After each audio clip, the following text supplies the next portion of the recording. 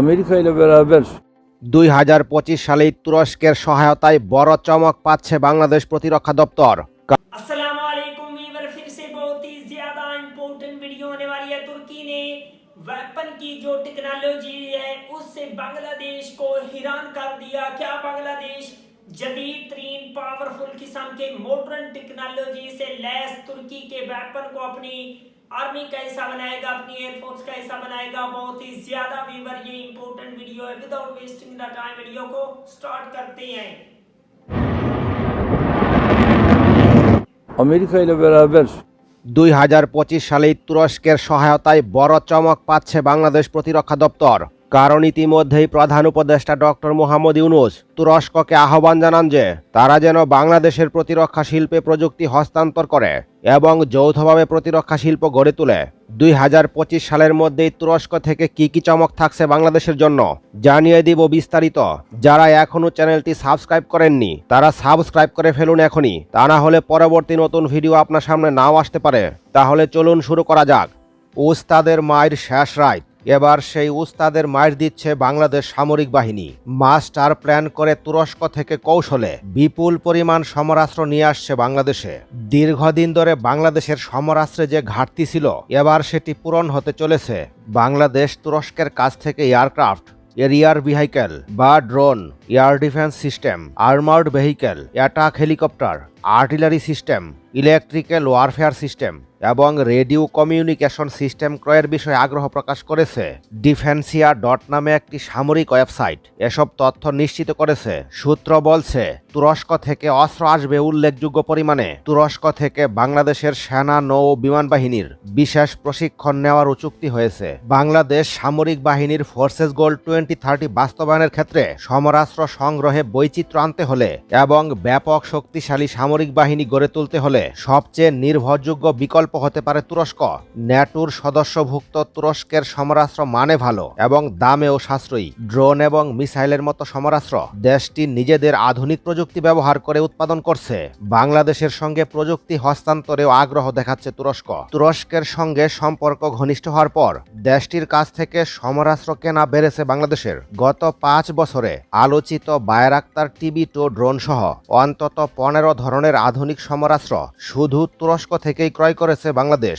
ঢাকা ও আঙ্কারার কূটনৈতিক সূত্রে এসব তথ্য জানা গেছে। সমরাস্ত্র বিষয়ক গবেষণা প্রতিষ্ঠান স্টকহোম ইন্টারন্যাশনাল পিস রিসার্চ ইনস্টিটিউটের তথ্য অনুযায়ী বাংলাদেশ ইতিমধ্যে আঙ্কারা থেকে কুবরা আর্মার্ড পার্সোনাল ক্যারিয়ার এবং শর্ট রেঞ্জ মিসাইল কিনেছে। কূটনৈতিক সূত্রগুলো বলছে দুই দেশের বিদ্যমান প্রতিরক্ষা সহযোগিতার আওতায় তুরস্কে নির্মিত মাইন থেকে সুরক্ষাকারী যান, সাজুয়া যান এবং বহুমাত্রিক রকেট প্রতিরক্ষা ব্যবস্থা কিনেছে বাংলাদেশ। বাংলাদেশের কাছে স্বয়ংক্রিয়ভাবে নিয়ন্ত্রিত কামানের গোলা বিক্রির বিষয়ে দুই পক্ষের মধ্যে চুক্তি সই হয়েছে।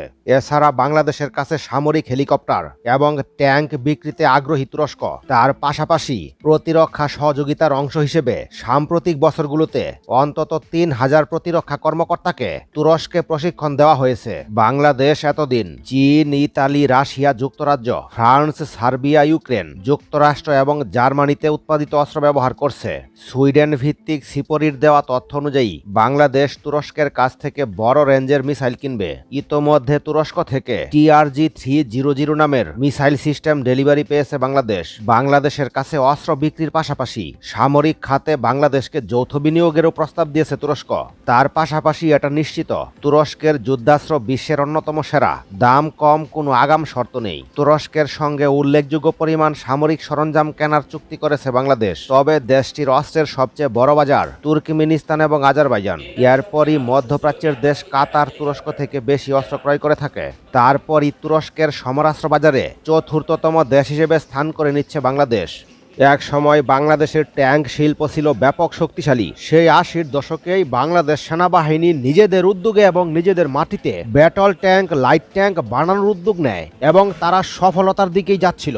এবং সেই সময় ট্যাঙ্কের বিভিন্ন রকমের পার্টস এবং সরঞ্জাম আমদানি করা হচ্ছিল চীন থেকে। কিন্তু সেই সময় ভারত বাংলাদেশের জন্য কাল হয়ে দাঁড়ায়। এবং সেই সময় ভারত বাংলাদেশের এই ট্যাঙ্ক তৈরির প্রজেক্টে বাধা হয়ে দাঁড়ায়। বাংলাদেশের ট্যাঙ্ক তৈরির সেই শুরুর সময় থেকেই ভারতীয় গোয়েন্দারা বাংলাদেশের এই ট্যাঙ্ক প্রজেক্টের উপর নজর রাখতে শুরু করে।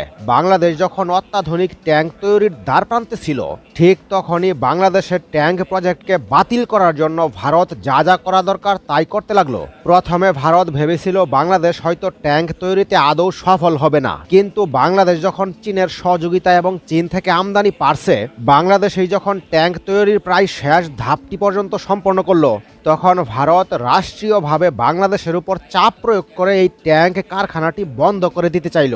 পরবর্তী इंशाल्लाह डेफिनेटली तुर्की के जो जदीद तरीन पावरफुल किस्म के लेटेस्ट टेक्नोलॉजी से लेस वेपन है वो बांग्लादेश की आर्मी में ऐड होंगे। तुर्की बांग्लादेश के साथ बहुत ही ज्यादा ताउन करता है। तुर्की और बांग्लादेश दोनों कंट्री आपस में भाई हैं और बांग्लादेश को सपोर्ट भी करता है। तुर्की जदीद तरीन और मॉडर्न किस्म के वेपन भी बांग्लादेश की मिलिट्री को प्रोवाइड करता है, जिससे बांग्लादेश की आर्मी को काफी सारा बेनिफिट होता है। तो इंशाल्लाह बांग्लादेश जरूर जदीद वेपन को हासिल करेगा। मिलते हैं नेक्स्ट वीडियो में इंशाल्लाह, तब तक के लिए अल्लाह हाफिज।